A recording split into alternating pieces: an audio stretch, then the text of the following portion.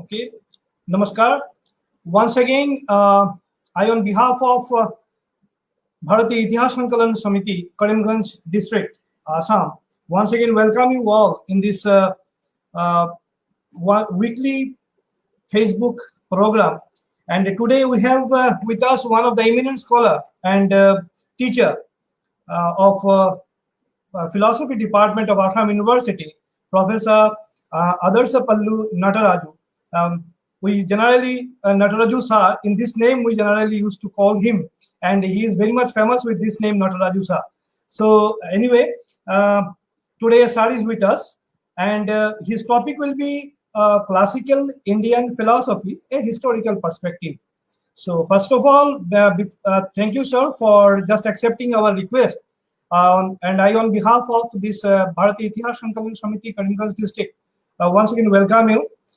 And it is mandatory to introduce you all to our viewers, and that's why I am going to say something, a few lines about you, though you have lots of credit in your account.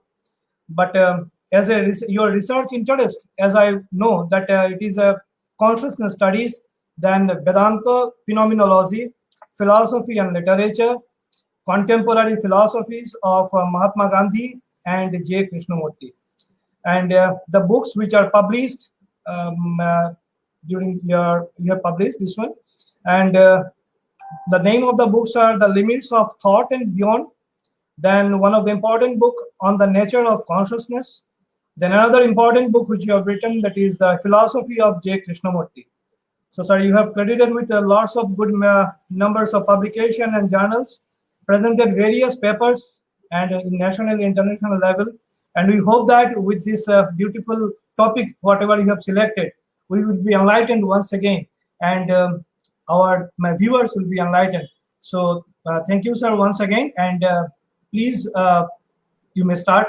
So, we are ready for it. Thank you, sir. Thank you. You may start, sir. Yeah. Thank you. Thank you very much. Thank you for having me on this program. Topic given to me. I've been working here at Assam University for the last 18 years. Department of Philosophy. I'm Dean presently, School of Philosophy.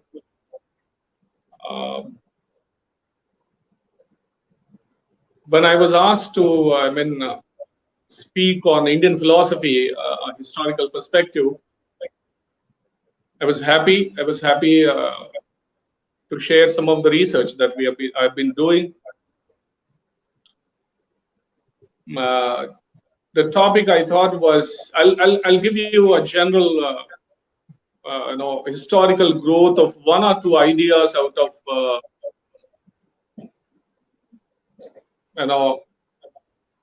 all the schools that we have on Indian philosophy. It's a vast field. Anyone who knows, who is in touch with Indian philosophy would know that there were several schools of thought and several systems. So I picked up one or two ideas, and then I thought I'll see how historically these ideas grew over the time, and how they will be helpful for us in the present scenario, in the present world order. The Sanskrit word for philosophy we use is darshana. Darshana, drishir prekshane. Darshana is to see things. Then you can interpret what is it to see. Seeing things clearly, seeing things rationally, seeing spiritually. So we call it a darshana. English translation is a system of thought.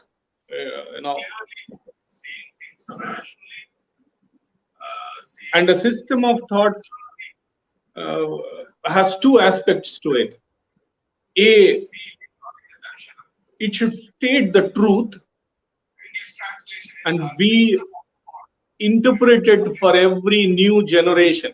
A darshana or philosophy must contain the truth, the path to truth, and it should be able to be interpreted to every generation, because what was said 3,000 years ago may not be useful today. What was said 1,000 years ago, their problems and their discussions may not be suitable for this generation. So one is the darshana should contain the truth, and the second is we should be able to interpret it for the present generation and benefit with that kind of thinking. With these initial words, let me take you a little deeper into what is called Indian philosophy, and how this philosophy has influenced our life, our everyday life world around us. So the one question that I will try and attempt to answer in the next 45 minutes is, what is true Hindu thought? What is true Hindu thought contained in our texts? And as you know, the civilization has survived 3,000 years, if not more. For the last 3,000 years, it's a lively civilization that faced so many turbulences, so many difficult. It has seen so many difficult times, and yet it survives all the time. There is something in it. There is something in this civilization which made us survive. So, what is it? What is actually the core of this Hindu thinking, which is contained in our classical texts? That could be the theme, general theme on which I'll be speaking. So, there are two lines of thinking world over. One is a Greek thought. Today's contemporary Western philosophy derives its inspiration, its source from the Greeks. The ideas like justice, ideas like liberty, ideas like equality. All these ideas that present today Western world, Europeans, the Americans, they derive from studying the Greeks. And on the other hand, there was another, very ancient civilization, much more ancient than the Greeks, and that was that of the Indian civilization. And starting from the Vedic times till very recently, the functionings of the Ramakrishna mission or an Aurobindo society, there is a continuity in this thought process. Though there are several changes that are made to the philosophic models of thinking, yet there is a continuity. There is a continuity which is carried in the last 3,000 years. Historically, we have retained the essential thinking of the Hindus for the last 3,000 years. Now, what is it? What is it that actually inspired this civilization? What helped this civilization survive so long? As you know, historically, so many attacks. 500 years of Mohammedan rule, some 200, 250 years of the British, and internally also so many disturbances. Yet the civilization holds together. Indian philosophy, we say, is something, a darshana which developed in in certain region, in the Indian subcontinent, but does not mean that this philosophy actually belongs to only this particular land, or that it is meant for only these people. No, though it originated in this subcontinent, this philosophy always has a truth which is universal in its spirit. So it has a universalistic attitude about it. But the region where it developed, being the Indian subcontinent, you term it as Indian philosophy. Doesn't mean only meant for the Indians, but it reaches out to the world at large.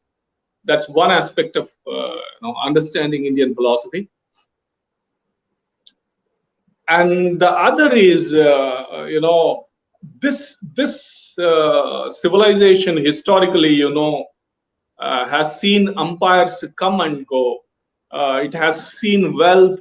It has seen poverty. It has seen famine. It has seen the earthquakes. It has seen all kinds of turmoils that any civilization could go through. And as you know, several empires got destroyed, no longer exist. Their cultures have vanished. But this Hindu thinking still survives. There must be something good about it. There must be something interesting that it contains. Now, let me take you back 3,000 years. It's a time travel. Let us travel backwards.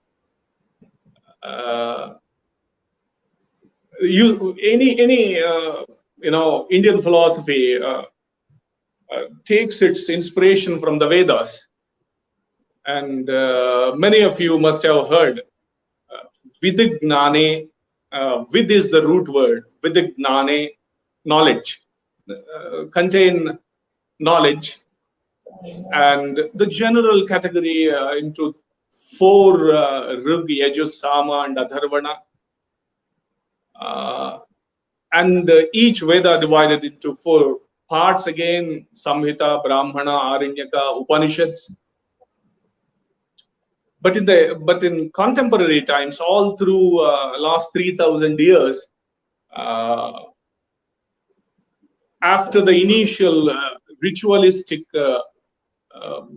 age in India, we have the survival of the Upanishads. Upanishads have survived. Even today's world also, it is the Upanishadic philosophy which has now been associated with the Vedic philosophy.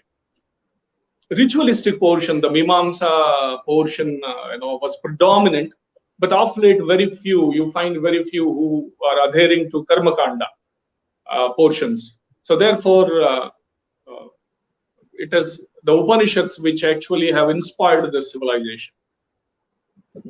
There are 2 more texts for the Hindu thinking, last 3,000 years. Upanishad says one, second is Bhagavad-Gita, and the other text is Brahma Sutra.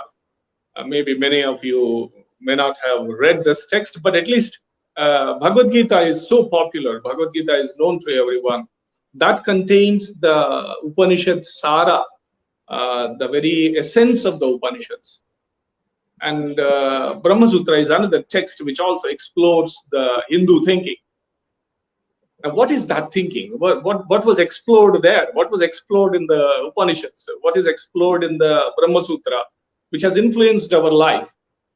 What I mean by that is our Indian philosophy was never an armchair philosophy, never theoretic philosophy. Only professional people like us sitting in philosophy departments, talking to postgraduate and PhD students. No, that was never the case. This is a classic difference between most of the Western philosophy and the Indian. It's not that there are no pragmatic or practical philosophies in the West. There is a whole school called pragmatism, which believes in practical applicability of philosophical thinking. So keeping that in mind, but Indian philosophy always had something to say about economic aspects of our life, something to say about political situation that we are living.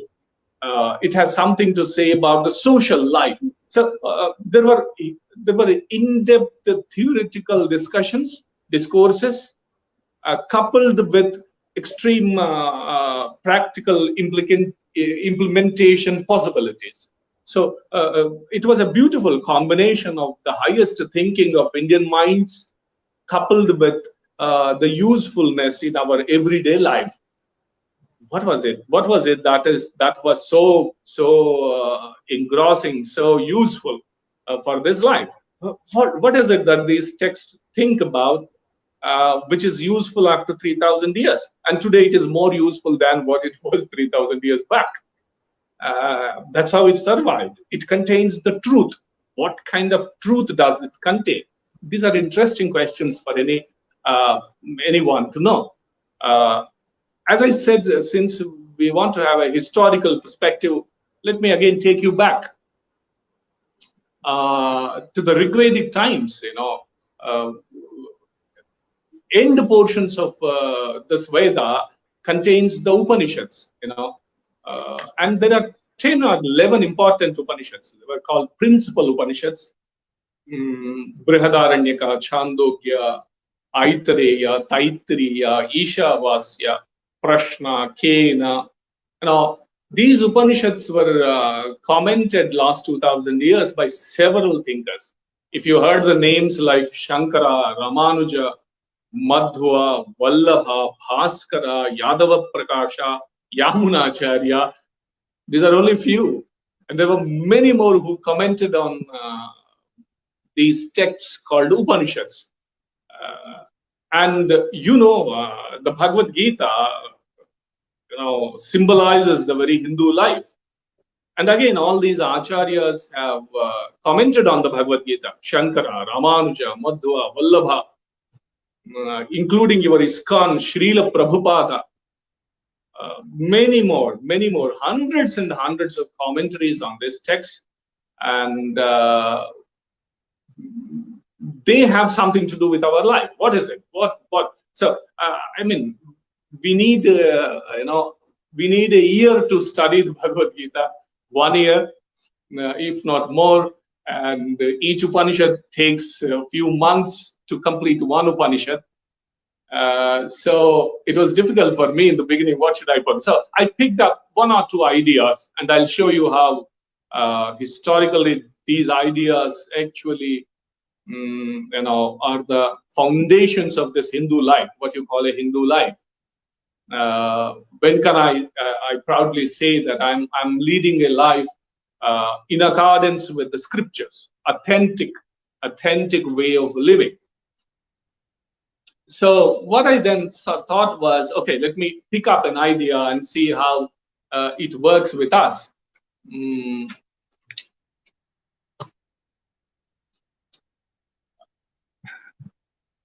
Indian philosophy, what we call as darshana, there were many schools of thought was there.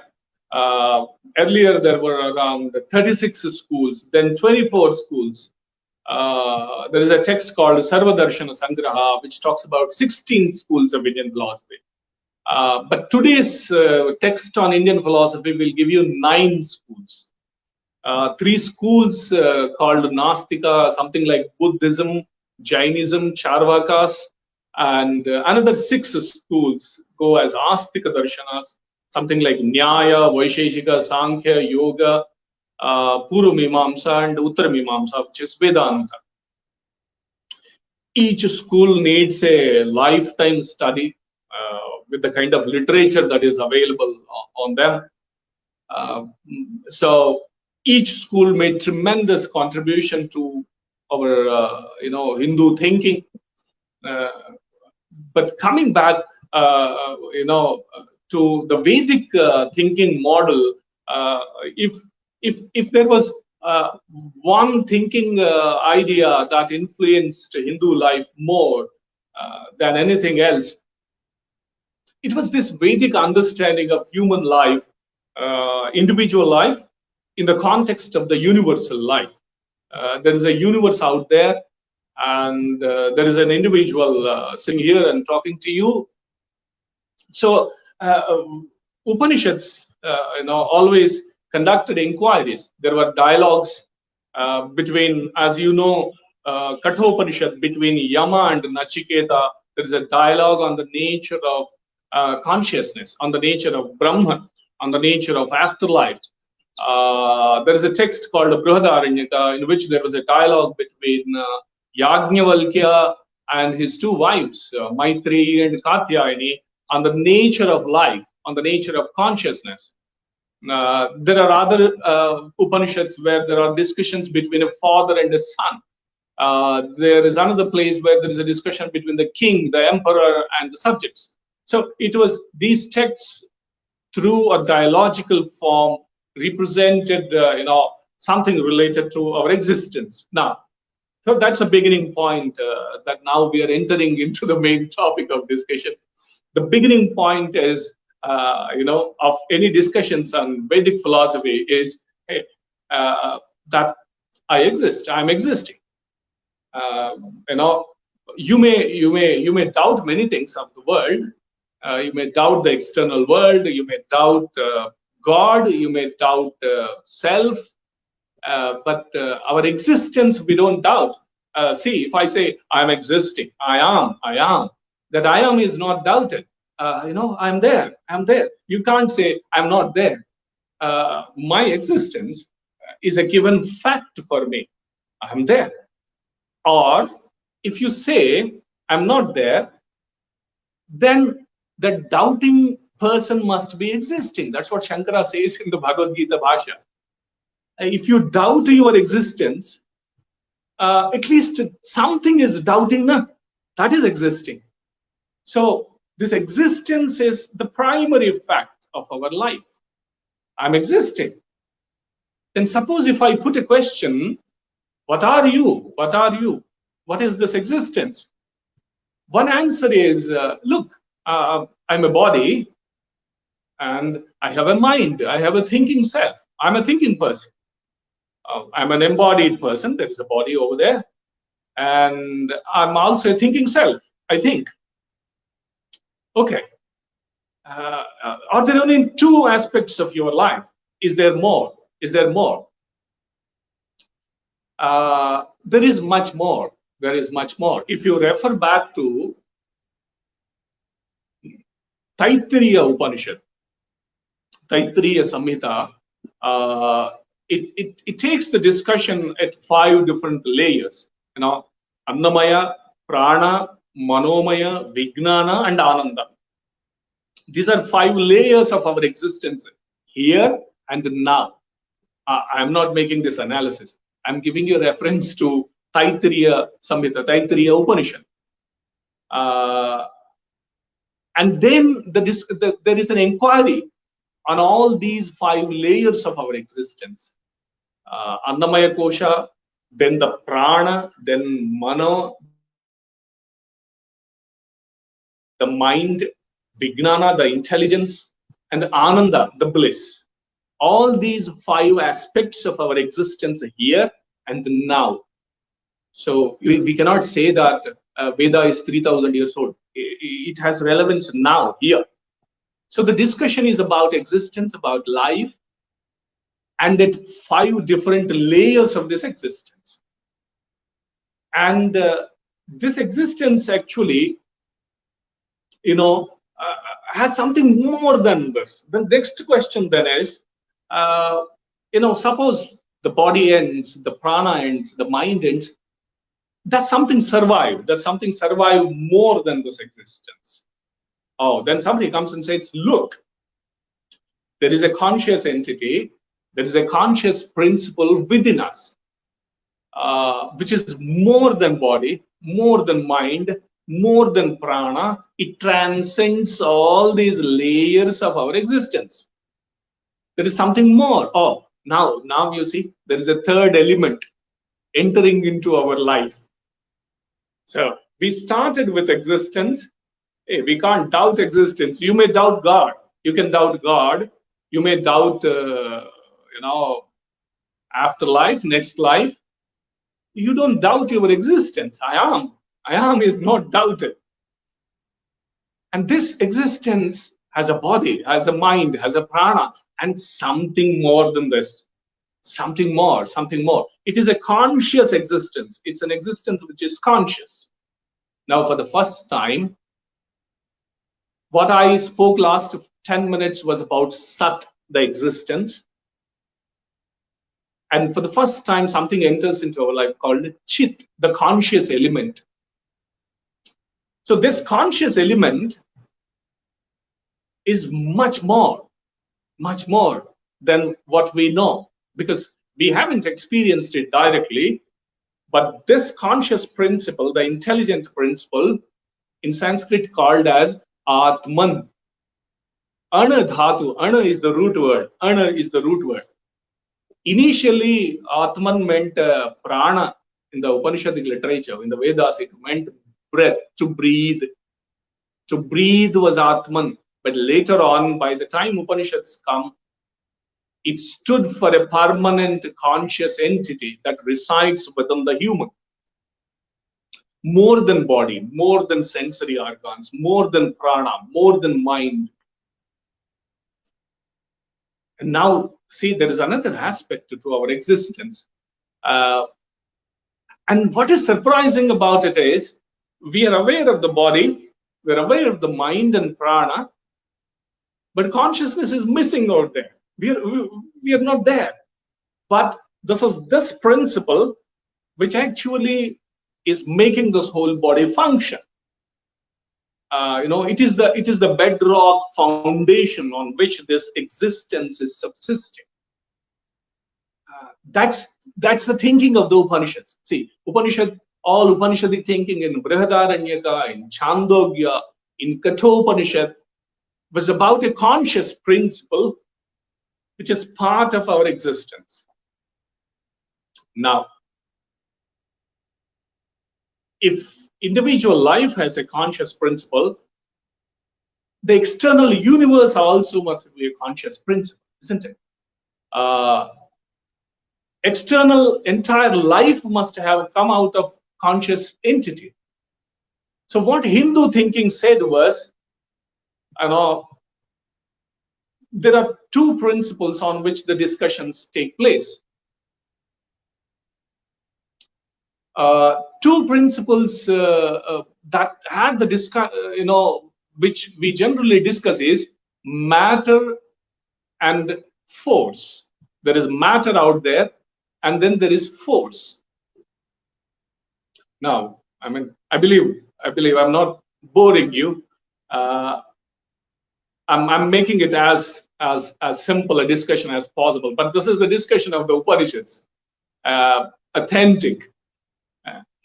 There is no other way of discussing, but I will derive something out of this, which I call the core Hindu thinking, authentic Hindu thinking, which continued for 3,000 years, which affects our life today, which affects our economic life, our political life, our social life, and which is the core of Hindu thinking, which was spoken by Vivekananda, by Tagore, by Aurobindo, by Gandhi.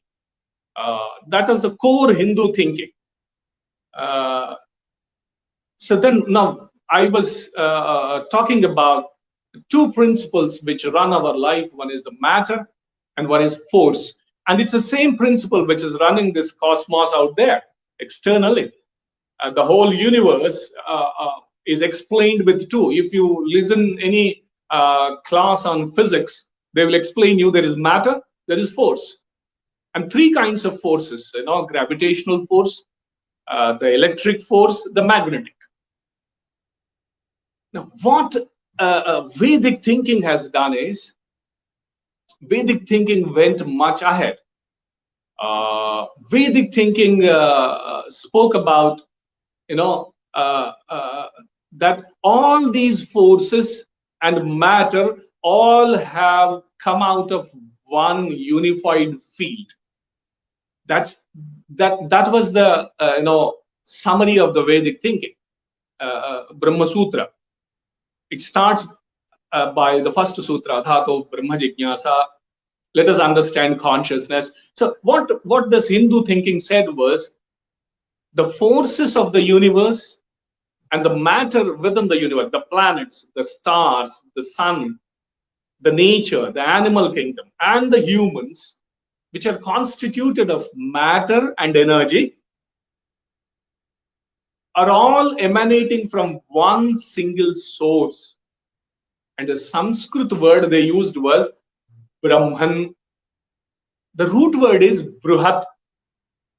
Bruhat is something which is expanding, something which is vast, something which contains everything in the cosmos. You call it Brahman. Later on, our Hindu philosophy started giving so many names: Rama, Krishna, Ramakrishna, and so many Devis, Devatas, Durga, Kali. If you see the Chandi Pata, Yadevi Sarva Bhuteshu, Chetanetya Vidhiyate, Namastasyai, Namastasyai, Namastasyai, Namo Namaha. The Devi also is ascribed as something which is Chetana, the conscious principle residing in us or in the cosmos. Then the next step is a brilliant, understanding of the rishis of this tradition. What is this understanding? Not there in any other civilizations. No, not to be found. They said that this entire cosmic consciousness or individual consciousness, which is present in the humans, which is present in the environment, which is present in animals, in the entire universe, all that is a connected web of life. This is one connected entity. By now, last 20 minutes, I was making an effort to show you how brilliantly rational the thinking was. Hindu thinking was not dogmatic, not irrational. It never said accept whatever we are saying.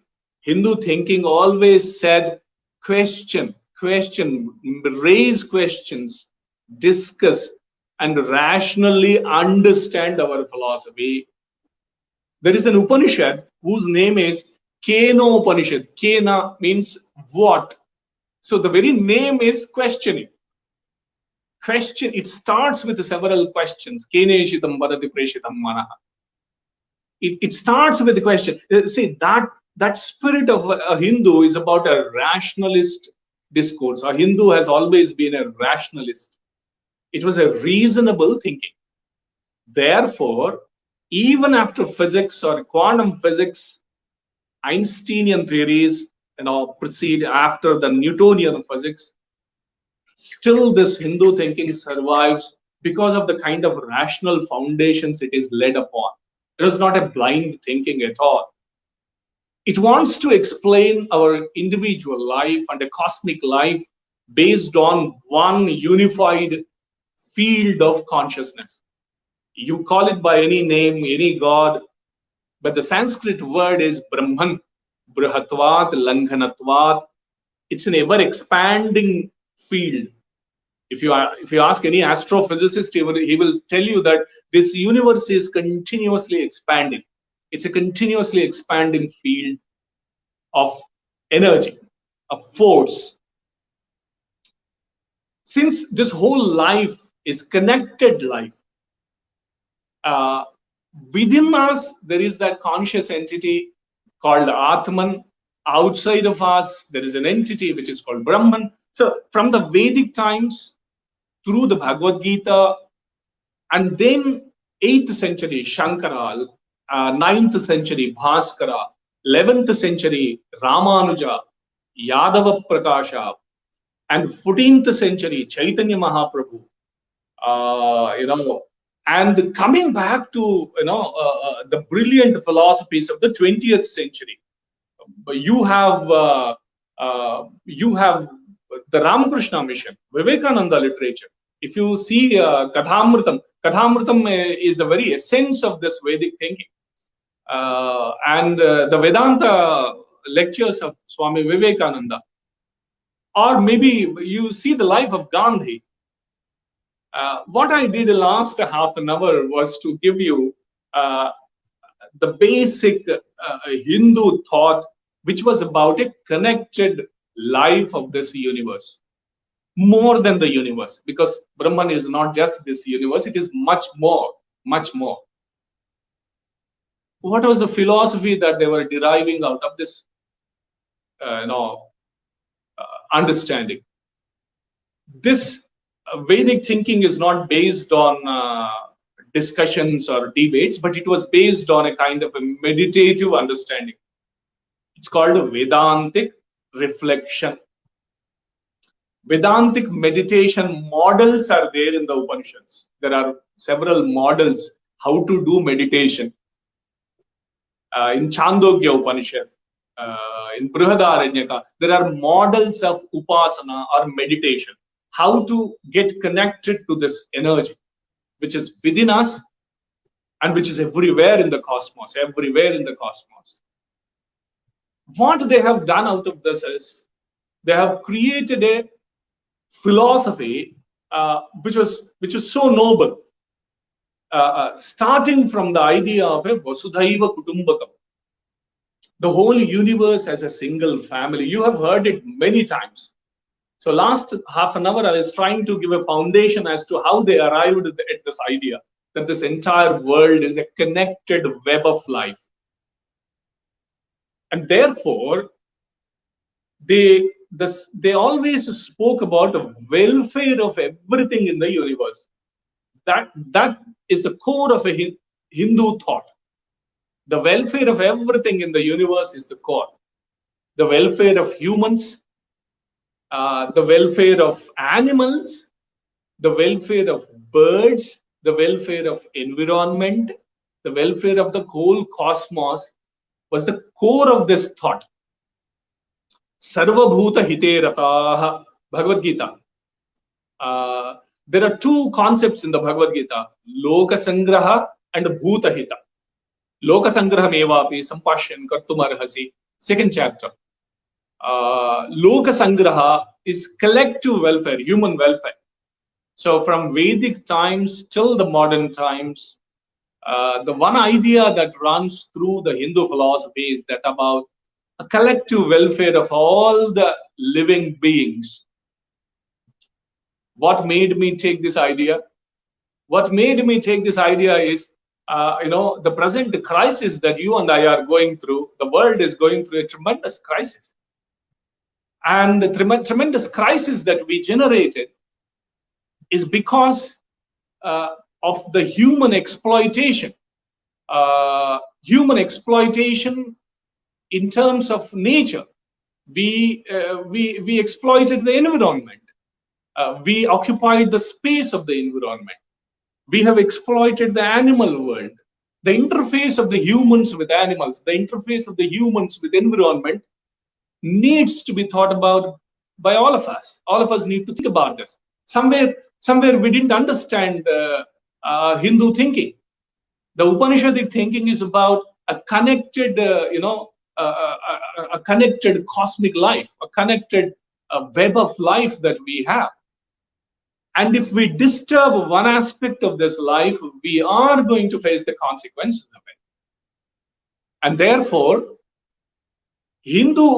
everyday Hindu life was defined by Bhuta Yajna, Pitru Yajna, Rishi Yajna. Our everyday life was full of attending to all the creatures surrounding us. Forget about human beings. More than that, attending to the environment. A philosophy, a Hindu life, which was built upon this one single idea of a whole universe filled with one conscious entity. I have not come across a philosophy. I studied phenomenology in the West, which stops at much below this kind of a thinking. There is analytic philosophy school. Even Greek philosophy never reached such heights of thinking which Hindu thinking has reached. That was 3,000 years ago, which was revisited in the modern times by the likes of Gandhi, by the likes of Vivekananda. If you see the motto of Ramakrishna mission, Atmano Mokshardham Jagat Hitaya Cha. There are two aspects to this idea. Atmano Mokshardham, understanding the whole, understanding and realization of one's own self. As I said, the individual consciousness, understanding this consciousness. Not only that, that was not the Hindu thinking. It was not individual liberation, individual knowledge, but it was about reaching out to the external world. Jagat Hitaya Cha. Vivekananda Swami, in his lectures from Colombo to Almora, there is a continuous stress on this idea of how a Hindu is supposed to reach out for the welfare of others out there, for the welfare of animals, for the welfare of human beings. Protecting environment and the protecting animals is part of a Hindu life.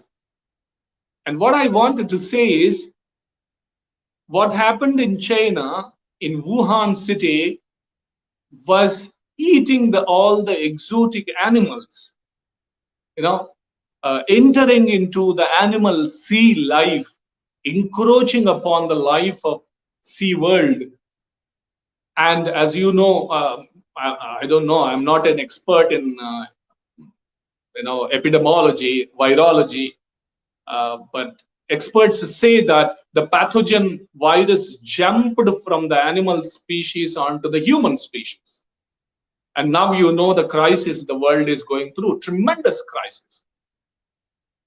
And the external crisis that we see is a result of not understanding the connected life form that we live in, which was the essence of the Upanishadic philosophy, the Bhagavad-Gita philosophy, or the Ramakrishna Vedanta philosophy. This connected life, in the classroom, whenever I was doing Vedanta philosophy, we have papers on Vedanta. It was always difficult for me to make students understand that life is a web of life, is a connected life. And we cannot harm any part of this life. If we harm one portion of this life, it is going to hit us hard. But it was very difficult for me to tell them how the spider web is connected. But now the COVID and Corona has made it easy for me. Now they realize how the whole life form is connected because of the suffering that we are all undergoing. We all realize how connected the life is. What happened in one corner of the world is affecting every individual wherever one is living. 200 countries are affected because we have not understood the connectedness of this life with the environment outside, with the animals outside, and we have not lived the way our philosophy has told us to do in the last 3,000 years. So the Vedic thinking of this cosmic connected consciousness, in Upanishadic literature, I kept saying it's called Brahman. And in later Purana literature, 18 Puranas that you have, it was called by various names. But as you all know, you must have heard Ekam Sat Vipraha Bahudha Vadanti. The reality is one, called by many names. Each Hindu knows this. And therefore, because of connectedness, they pray for the welfare of the humanity. Sarvestu Sukhinah Santu. You know this, I believe. Sarvestu Sukhinah Santu. Let everyone be Sukha. Sarve Santu Niramayaha. Sarve bhadrani pashyantu ma kaschit dukkhabhag bhavet. Let no one suffer. That let no one suffer includes animals, includes creatures, includes environment, our relation with all of this. And historically, we did make a mistake of socially discriminating people. And Ramakrishna philosophy, Aurobindo philosophy tried to correct this mistake. The kind of discrimination we spread within our society, discriminated and alienated some of the people as higher people, lower people. We should correct it. Upanishads have never discriminated. Vedic literature has never discriminated. Nor anyone who studied Brahma Sutra, Shankara Bhashya, Ramanuja Bhashya. Those who studied the texts, they understand the true spirit of this Hindu thinking. Last 3,000 years, discrimination is not part of a Hindu authentic thinking. We needed correction. The lofty and higher thinking of the Hindu has to come forward. With this basis, Upanishads also speak about the economic attitude that we must have towards our fellow human beings. If you have seen it in Gandhi's life, you have the whole notion of Sarvodaya philosophy, welfare of everybody, and there is an economic aspect to a Hindu life. Hindu life is not mere philosophy, mere talk, as is the case with theologies of Western world or Western philosophies. There is an economic implication about Hindu thinking. And this economic implication was to share the wealth and not to amass the wealth. And that resulted in what is called a trusteeship formula in Gandhi's Sarvodaya philosophy. Welfare of all the people. And also, there is a political aspect to it, the political Swaraj. There is a social aspect to this life. So the basic thinking, basic Hindu philosophy need to get expressed in various dimensions of our individual life. That's where it becomes very authentic. That's when it becomes very authentic. And apart from not only the Vedantic thinking, somebody raised a question in the middle as to what is the historical growth of yoga philosophy. Patanjali's text, Yoga Sutras, and there is a commentary on Patanjali, the Vyasa's commentary. Patanjali's text also does want to connect to this kind of a web of life. It's called Ashtanga Yoga. The original yoga text historically, it does not have so many asanas that we see today. There are around now 400 asanas to 1,000 asanas, so many asanas, and so many pranayama models. Historically, it was not the case. There were definitions about pranayama in Patanjali. There were definitions about asanas.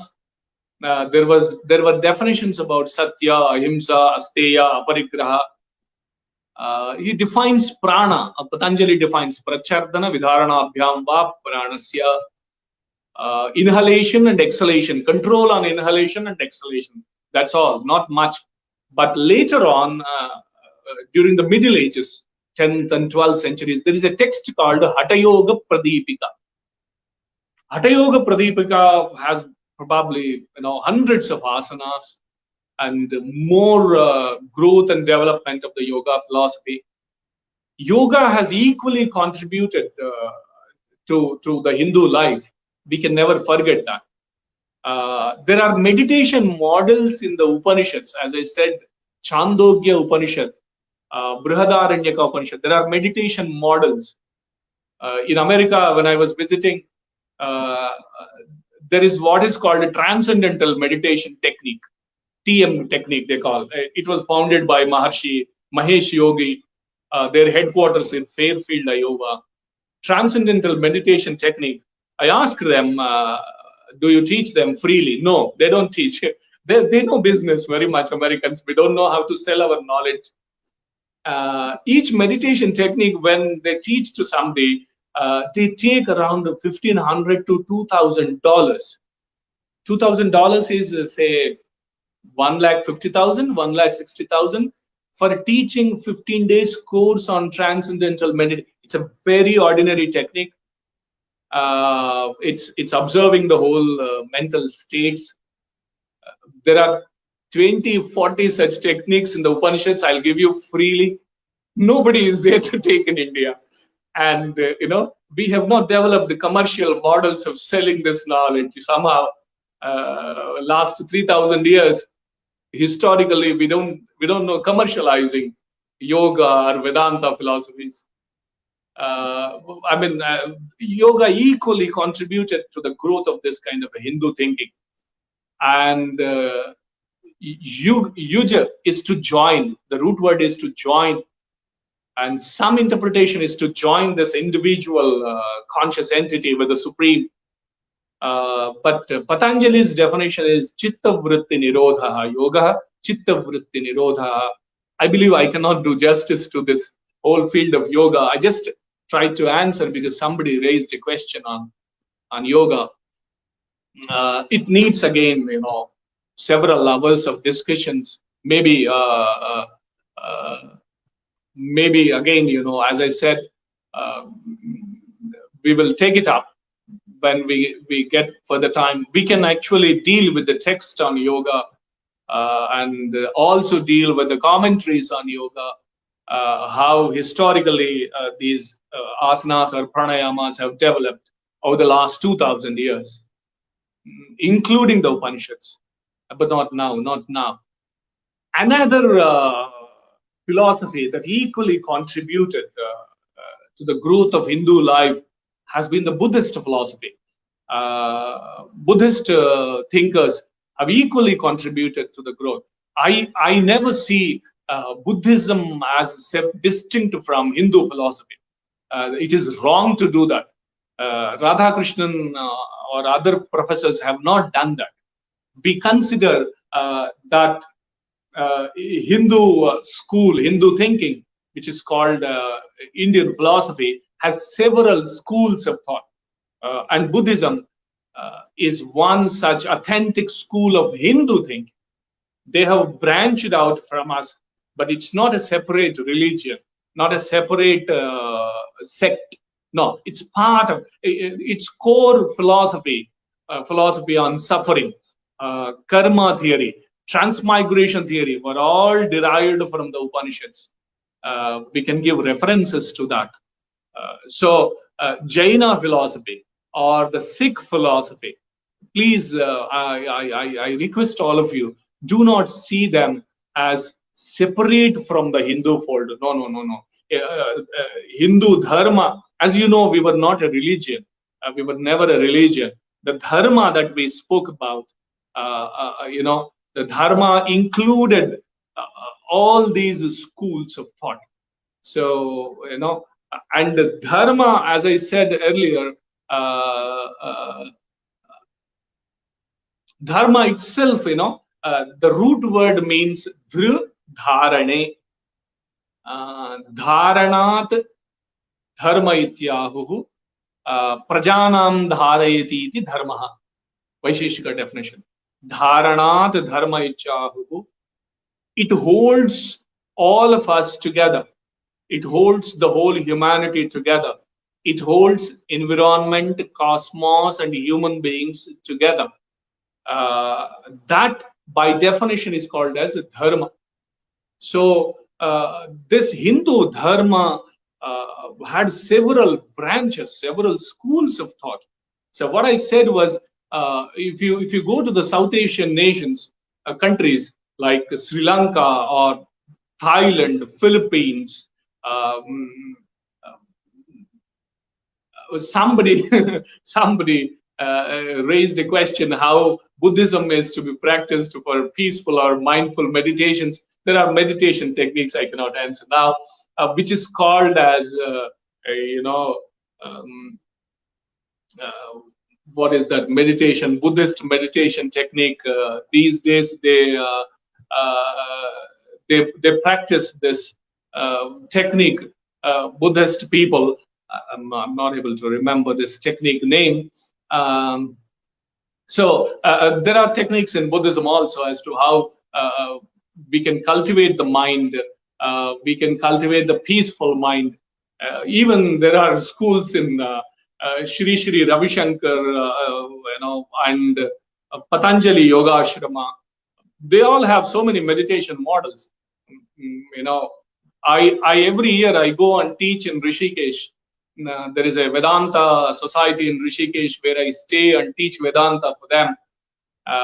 They teach some of the technique of peaceful meditation models. Since somebody asked the question, how to do something, some practice during this crisis, pandemic, because Hindu thinking has to help us in every crisis situation. What one technique which is part of yoga, Vedanta, Buddhism is it's called Sakshi Bhava. Daily in the morning, if you can, if you are a practitioner of a yoga, do a few asanas, do some pranayama practice, Kapalbhati or Anuloma Viloma, and keep observing, what is called as open your eyes, look at the nature around you. If you can sit in an open space, see the whole nature around you, and slowly close the eyes, and then look at the individual nature within you. So imagine that there is energy, consciousness within us, which is connected to this world outside of us. This is one model which I leave with all of you, because somebody raised a question. End of the day, something which is more practical, which is useful, is part of Upanishads, part of yoga, and also part of Buddhist philosophy is this connecting, a practice of connecting with the nature surrounding us. If we can practice it every day, it's a pretty small practice. It has tremendous effect on human nature. It calms down the mind. It connects us to the world outside of us, and it's a web of life. And I hope that all of you do something. I prescribe that pick up any philosophies of an Aurobindo, Vivekananda, Jiddu Krishnamurti, Gandhi, or pick up Bhagavad-Gita text, and then study. One must be very, very grateful to this brilliant tradition. 3,000. I'm ending last 1 minute or 2 minutes, and I'm looking at the clocking. In a minute, I'm winding up, because professors are known to speak and speak and speak. They will keep speaking for hours. Somebody should tell us that, look, you stop now, and we stop. And see, I picked up one idea. I just want to sum up that I picked one idea. There are plenty of ideas of Hindu thinking, part of the Vedas, part of the Puranas, part of Mahabharata and Ramayana, and part of Shankara Ramanuja philosophies. Several wonderful ideas which are part of our life, which we may know, we may not know, but they are made to be part of our life.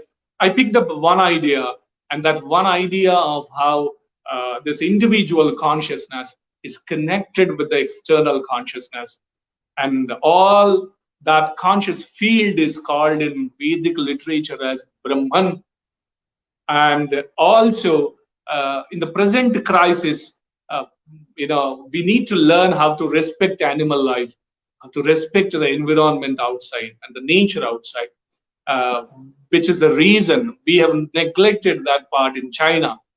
And always something is happening I don't blame the Chinese, but something is happening from them.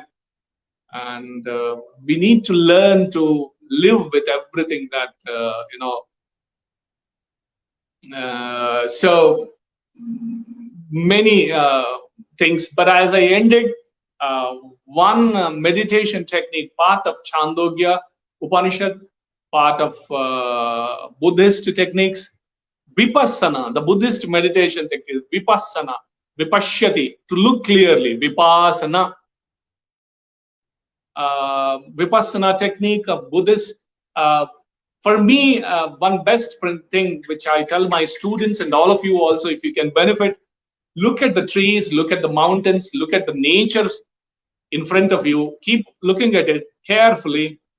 Close the eyes. Look at the nature within you, the thinking, the mind, the conscious principle, and then it gets connected. And that connectedness with every life form, then what happens is the end result is Maitri and Karuna, compassion. That's what the yoga text says, Maitri, Karuna, Mudita, Upeksha.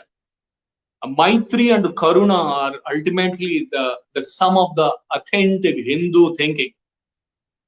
The friendliness with everything and compassion, that compassionate heart. They are the expressions of this Hindu philosophy. Thank you. You heard me for a long time. You heard me for over an hour. Thank you so much for this opportunity. I want to thank the Karimganj chapter of Bharatiya Itihasa section. I want to thank them. I mean, they are committed people, very committed people to this Hindu thinking, Indian history, Indian philosophy, Indian culture. And that commitment has a reason. It is because of this wonderful thinking that this civilization has. It's because of that your commitment has value. 3,000 years of some beautiful thinking. We must be very proud of these beautiful, wonderful texts and philosophy. We made mistakes and we corrected them also, and we need to correct more. Thank you. Namaste. Thank you. Thank you, sir. Actually, I was just hearing for a long time, and how the time 1 hour went has passed away, I don't know. Actually, I want to hear much more, but as the time, we have to constrain ourselves within this limited time.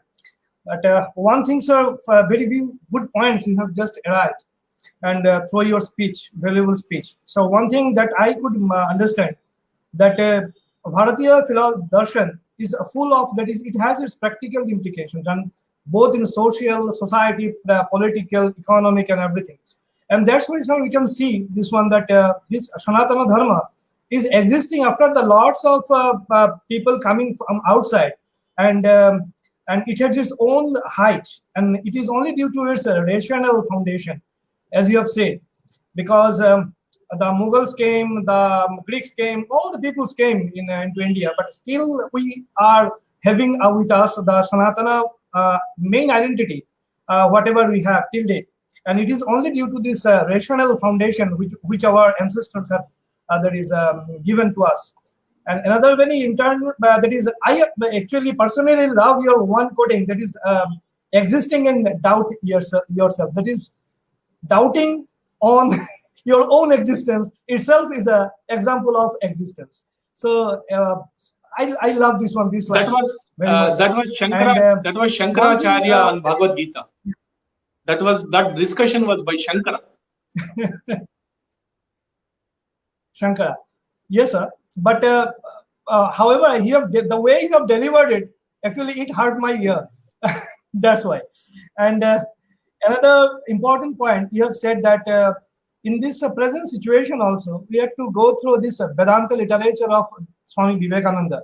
It is very important to know for this to overcome this present situation. It may be political, it may be social, or it may be economical.